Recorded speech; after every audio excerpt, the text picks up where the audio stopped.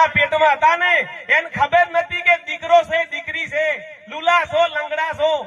ઈ દાડે આ ગોદડીની તૈયારી કરતી હતી, એને કહેવાય વર્ષો પહેલો પ્યાર. તો એટલે મા બાપને પ્રેમ કરો સાહેબ.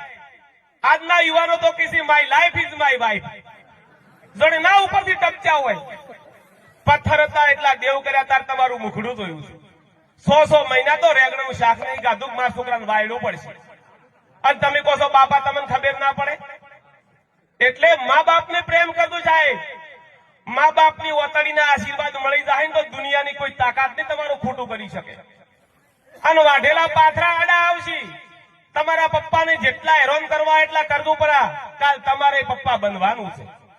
વ્યાજ શીખે લેવા તૈયાર રહેજો. તમારા હાહુમાન જેટલા હેરાન કરવા એટલા કરવું પડે.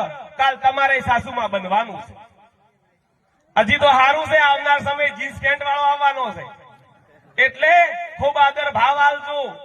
અને હું તો ઘણી વાર કહું છું કે તમારા મા બાપને પગે લાગવું હોય તો લાગતું, ના લાગવું હોય તો વધો નહીં. પણ કોઈ એવું કોમ ના કરતા જેના કારણે તમારા મા બાપને તમારા સામેવાળા વ્યક્તિના પગ પકડવા પડે. અને ગમે તે કોમ કરો તો યાદ રાખજો કે મારો બાપ કોણ છે. સાહેબ તમારા મા બાપે તમારા માટે મોટા મોટા વર્તા ધોયા છે. મારો દીકરો મોટો થઈને ઓમ કરશે, મારો દીકરો મોટો થઈને ઓમ પાકશે. અને સાહેબ જો દીકરો આવડો પાકે ને તો મા બાપ માટે મરવા સિવાય બીજો કોઈ આરો નથી. એટલે મા બાપને કોઈ દાડો લાગણીના દુભાયું કામ ના કરતા સાહેબ. ખૂબ ભણજો. તમારા મા બાપે તમને પેટે પાટા બોડીને ભણાવે છે ને તો ભણજો સાહેબ. નકે પછી યાદ આવશે. હું તો બહેનોને કહું છું કે વિડિયા કોલ ઓછા કરજો.